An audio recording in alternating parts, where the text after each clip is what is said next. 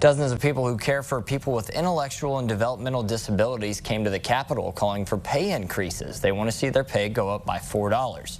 State Capitol reporter Theodora Colvaris has more. Michelle Patton works as a direct support professional in Carbondale. We do cooking, cleaning, we take them on outings, any type of doctor's appointments that they need to be done. She's been working in the industry for more than 7 years, and Patton says the money she's making in her job is not enough. It's hard keeping up with the bills. It's hard just paying rent at times. Patton and other DSPs are calling for an increase in their wages.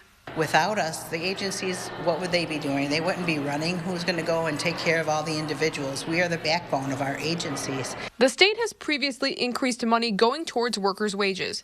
Currently, the hours DSPs work are reimbursed at $17 an hour, but they want lawmakers to pass a bill to raise their wages by $4. That $4 an hour would make it more attractive for people to come and work in agencies such as ours. Christine Rivera has been working at her current job for about 21 years.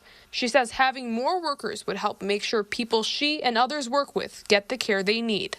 I feel concerned that because of the shortage of staff, the guys that I support are not getting the proper care, proper, to be able to observe them to make sure that they're staying safe during my shift. The proposals would also make sure those extra dollars go directly to workers. The Illinois Association of Rehabilitation Facilities is supporting different bills that would also give workers a $4 wage increase.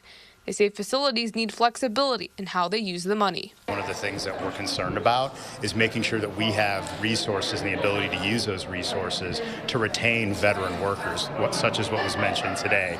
And if we're in a place where we need to hire more workers, how can we offer competitive wages that can attract people to the industry? Reporting in Springfield, I'm Theodora Colvaris. Senate Republicans are supporting the IARF bills the IRF is backing. In a statement, Senator Chapin Rose said, quote, "It's a disgrace that the administration has ignored and abandoned our developmentally disabled community that has been underfunded by more than $500 million."